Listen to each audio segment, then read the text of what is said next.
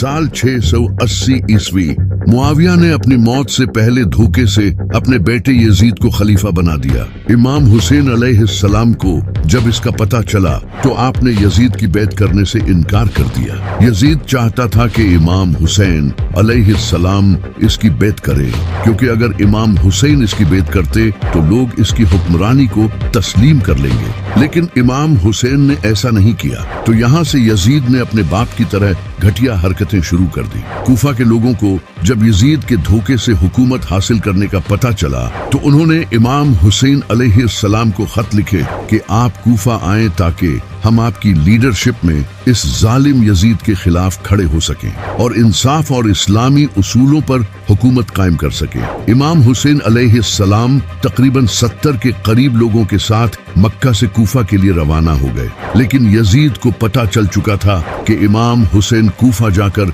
इसके खिलाफ हुकूमत खड़ी करेंगे। तो यजीद ने उस वक्त के कूफा के गवर्नर नोमान इब्न बशीर को गवर्नर की पोस्ट से हटा दिया, क्योंकि ये एक सहाबी थे और इमाम हुसैन अलैहिस्सलाम की बहुत इज्जत करते थे।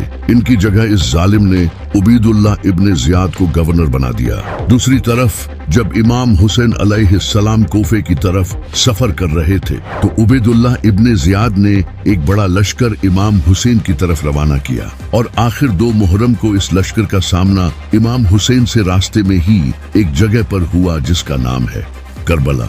यजीद की इस फौज का लीडर अमर बिन साद था। इसने इमाम हुसैन को यजीद की बैत करने पर मजबूर किया, लेकिन इमाम हुसैन अलैहिस्सलाम ने कहा कि मैं किसी जालिम की बैत नहीं कर सकता। इसने इमाम हुसैन को धमकियां दी, लेकिन आप हक पर डटे रहे। कुछ दिनों बाद जब अमर बिन साद को पता चल गया कि इमाम हुसैन सरेंडर नहीं करेंगे तो इसने इमाम हुसैन अलैहिस्सलाम के काफिले का पानी बंद कर दिया और दरिया पर फौज खड़ी कर दी। इस दरिया का नाम दरियाए फुरात था, जिसे आज हम यूफ्रेट्स रिवर कहते हैं। ये वही दरिया है जिसके बारे में नबी अलैहिस्सलाम ने फरमाया था कि क़यामत से पहले इस दरिया से सोना निकलेगा और लोग इस पर लड़ते हुए मर जाएंगे। जब 7 मुहर्रम को इमाम हुसैन अलैहिस्सलाम के काफिले का पानी रोक दिया गया तो यहाँ से जुल्म की इंतहा शुरू हुई। उस वक्त करबला में तकरीबन 40 to 50 डिग्री टेम्परेचर था। इतनी गर्मी में अगर इंसान पेट भरकर भी पानी पी ले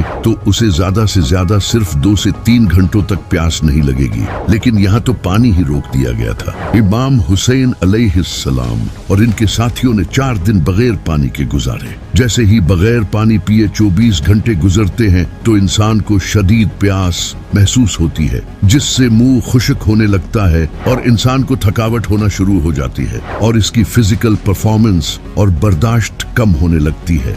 2 दिन बाद प्यास और ज्यादा बढ़ जाएगी और मुंह पूरी तरह से खुश्क हो जाएगा और स्किन भी ड्राई और बहुत कम इलास्टिक हो जाएगी। अब बॉडी बार बार पानी पीने का सिग्नल देगी। उस वक्त माइंड में सिवाय पानी के दूसरा ख्याल नहीं आएगा। इसके अलावा हल्कापन, चक्कर आना, उलझन होना, ये सब शुरू हो जाएगा, जिससे ब्लड वॉल्यूम और प्रेशर कम होने लगेगा। हार्ट बीट बढ़ने लगेगी ताकि ब्लड प्रेशर मेंटेन रह सके। 3 दिन बाद अब प्यास की कोई इंतहा नहीं होगी। ब्रेन काम करना कम हो जाएगा, उलझन होने लगेगी, मसल्स और सर में शदीद दर्द होगा, आंखें धंस जाएंगी और स्किन और भी ड्राई और झुर्रियों वाली हो जाएगी। जिस्म तेजी से सांस लेगा ताकि ब्लड वॉल्यूम कॉम्पेंसेट कर सके।